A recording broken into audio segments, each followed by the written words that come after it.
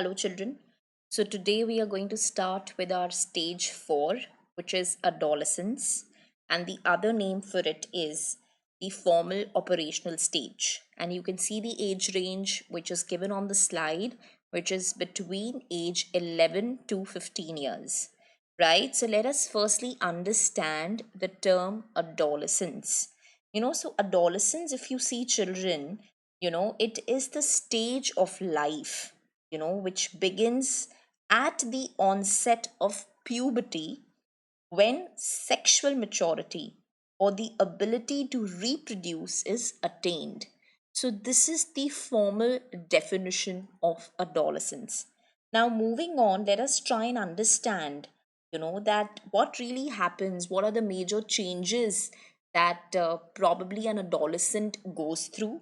So, of course, there are going to be physical changes during this stage, which is quite universal, and everyone who's between the age of 11 to 15 will tend to experience many physical changes. But of course, apart from that, there are also going to be social and psychological dimensions of the adolescence experience, that are going to unfold. So there are going to be psychological changes, there are going to be physical changes, there are going to be social changes. But of course, pertaining to especially our social and psychological changes, it in a way also depends on the culture, the kind of upbringing, of course, the child is going to get, what is the environment that he belongs to. So of course culture there is playing a major role.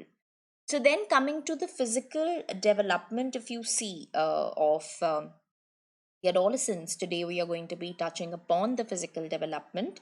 So when we talk about puberty, so what is puberty? So it is definitely the sexual maturity, which is going to ultimately mark the end of childhood and is going to signify the beginning of adolescence, and if you see, puberty is characterized by too many physical changes. There are going to be vast physical changes, and it's especially in case of the growth rate and also in case of development of sexual characteristics.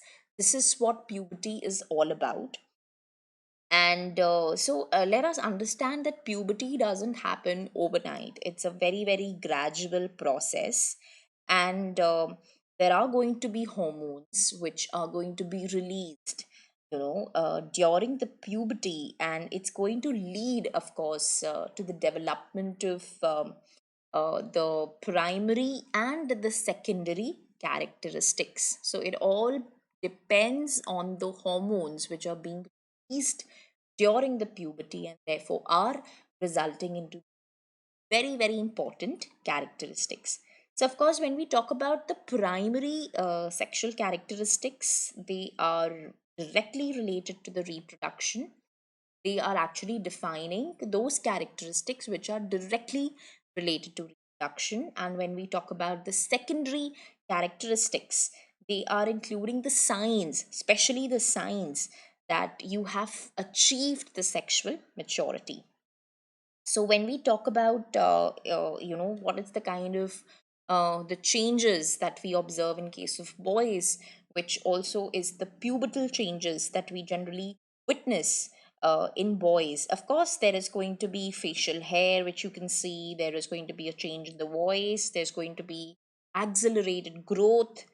And when we talk about girls, of course, it is before the menarche, and menarche is the onset of the menstruation.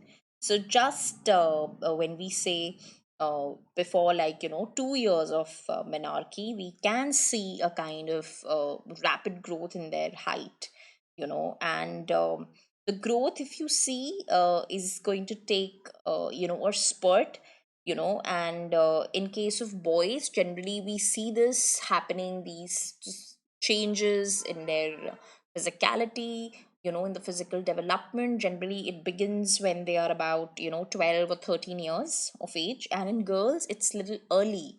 The puberty begins a little early. The physical development begins early. So that is between, of course, it's either 10 or 11 for girls. But there can be variations.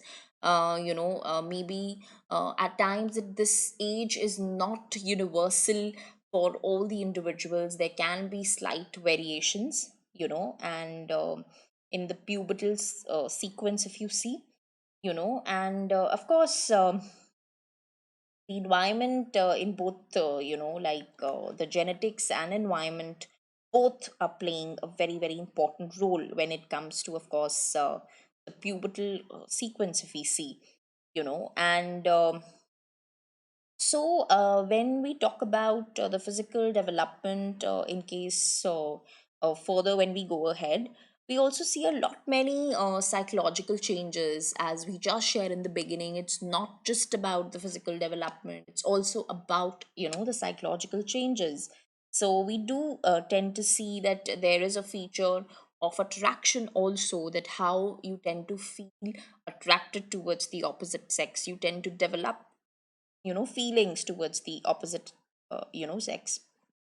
So this kind of increased attention, of course, is also because the child or the individual or the adolescent, so to say, is becoming increasingly aware of so many biological changes.